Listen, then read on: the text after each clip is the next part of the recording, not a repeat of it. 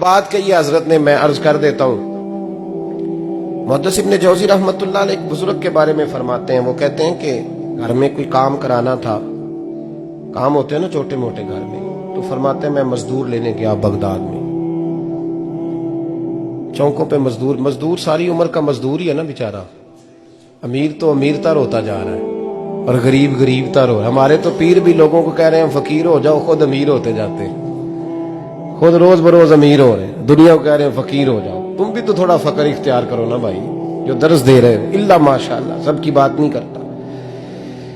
فرماتے ہیں کہ میں نا مزدور لینے گیا، بغداد کے چوک میں مزدور بیٹھے ہوتے تھے، میری ان مزدوروں میں سے ایک نوجوان بچے پہ نظر پڑی،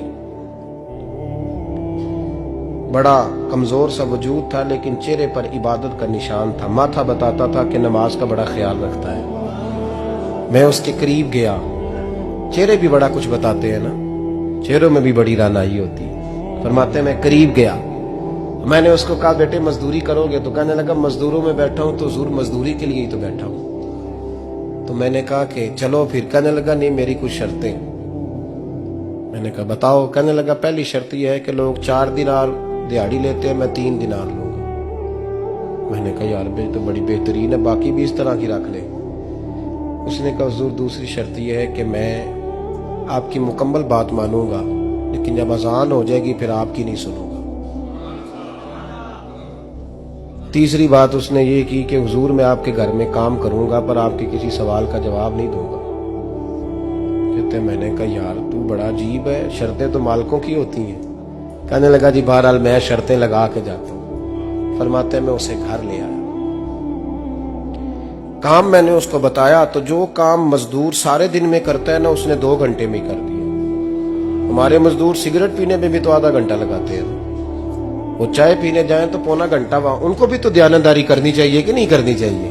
نے معاہدہ کیا ہے نا جی، تو پورا اترنا چاہیے نا۔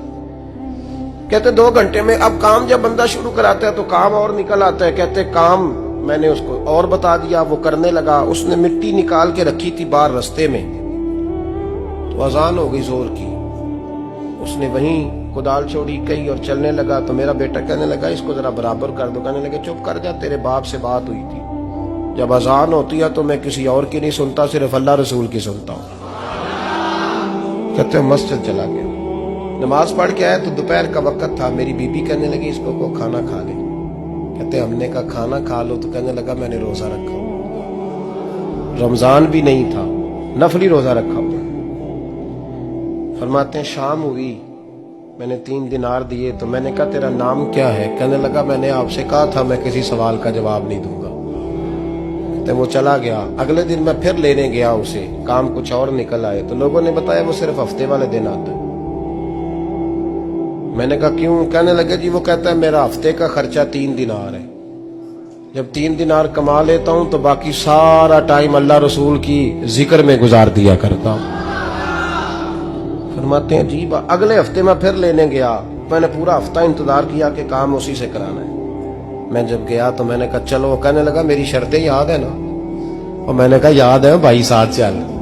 فرماتے ہیں کام کرایا، 2-3 ہفتے وہ آتا رہا۔ ایک ہفتے میں گیا تو لوگوں نے کہا حضور آج نہیں آیا، کیوں؟ کہنے لگے بیمار ہو گئے۔ کہاں گھر ہے؟ کہنے لگے بغداد کے قبرستان کے پیچھے جو کچی آبادی ہے اس میں رہتا ہے۔ فرماتے میں گیا، دروازے پہ دستک دی تو کہنے لگا حضور آپ ہیں؟ دروازہ کھولا ہے آ جائیے۔ فرماتے ہیں میں اندر گیا تو میں نے کہا تمہیں کیسے پتا چلا میں آیا ہوں؟ کہنے لگا حضور اللہ والے ہو، آپ نہیں آنا تھا، ورنہ امیر تو غریبوں کا پتہ لینے کوئی نہیں آتے۔ کہتے میں قریب گیا تو کہنے لگا میں آپ کا انتظار کر رہا تھا، تیز بخار ہے، تپ رہا۔ جیب سے کچھ پیسے نکالے، کہنے لگا یہ پیسے رکھ لیں۔ ایک انگوٹھی نکالی،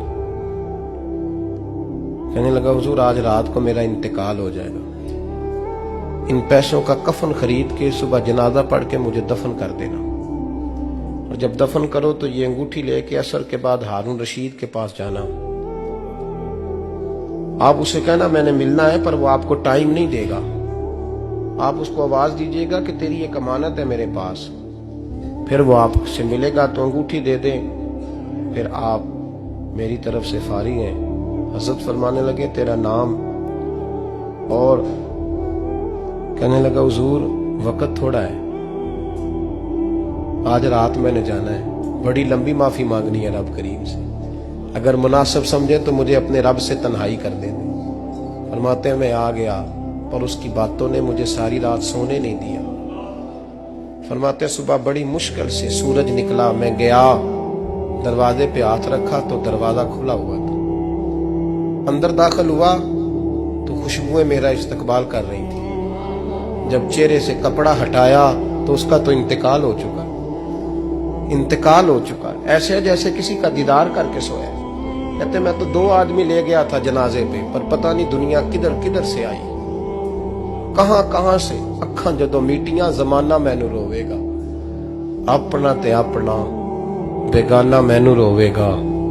فرماتے ہیں میں تو 2 بندے لے گیا تھا پر پتہ نہیں مخلوق کہاں کہاں سے آئی. جنازہ پڑا, دفن کیا. ہارون رشید کے پاس میں عصر کے بعد گیا, میں نے بلانا چاہا پر بادشاہ تھا, میری طرف دیکھا ہی نہیں. میں نے اس کو کہا تیری ایک امانت میرے پاس ہے. فرماتے ہیں وہ مجھے کونے پہ لے گیا. کیا بات ہے؟ کمرے میں بلایا, میں نے انگوٹھی دی. ہارون رشید تو چیخے مارنے لگا, کہنے لگا انگوٹھی والا کہاں ہے؟ میں نے کہا وہ تو انتقال کر گیا. کہنے لگا مجھے قبر پہ لے چل. کہتے میں قبر پہ لایا تو وہ لیٹ گیا, تڑپ کے رونے لگا. میں نے کہا میرا کلیجہ پھٹ جائے گا, نہ اس نے کچھ بتایا نہ تو نے بتایا, یہ کون تھا؟ تو ہارون رشید کہنے لگا یہ میرا بیٹا تھا. میں نے کہا تیرا بیٹا اور مزدور؟ کہنے لگا حضور یہ حضرت داؤد تائی کے پاس بیٹھا کرتا تھا, ان کا مرید تھا. مجھے روز کہتا تھا ابا تو نے بڑی دنیا کٹھی کر لی ہے, مرتے وقت تجھ سے ٹانگیں سمیٹی نہیں جائیں گی, اتنا حساب نہیں تو دے سکے گا. میں اس کو سمجھا دیتا, اس کی اماں سمجھا دیتی. یہ روز ہمیں کہتا چھوڑ دو, آ جاؤ اللہ رسول کی بارگاہ میں جھک جائیں. ہم سمجھ. ایک دن یہ چلا گیا, کہنے لگا پھر تمہارا راستہ اور ہے اور میرا راستہ اور ہے. یہ سونے کی انگوٹھی غلطی سے اس کے پاس رہ گئی, غلطی سے ہیرے کی انگوٹھی چلی گئی. کہنے لگا دیکھو میرے بیٹے نے آج وہ بھی واپس کر دی ہے. پھر تڑپ کے کہنے لگا ہارون رشید تھا تو یہ میرا بیٹا, پر میرا مرشد نکلا, میرا پیر نکلا. بھائی زندگی تو بڑی تھوڑی ہے نا. بابا صاحب نے کہا تھا اٹھ فریدہ ستیا, اور داڑھی آ گیا پور, اگا نیڑے آ گیا, پچھا رہ گیا دور. اٹھ فریدہ ستیا خلقت ویکھن جا, متے کوئی مل جائی بخشیا تے تم ہی بخشیا جا. اٹھ فریدہ ستیا جھاڑو دے مسیت, تو ستے رب جاگدا تیری ڈاڈے نال پریت. میرا رب ہمیں بھی اپنی بارگاہ میں قبول فرمائے.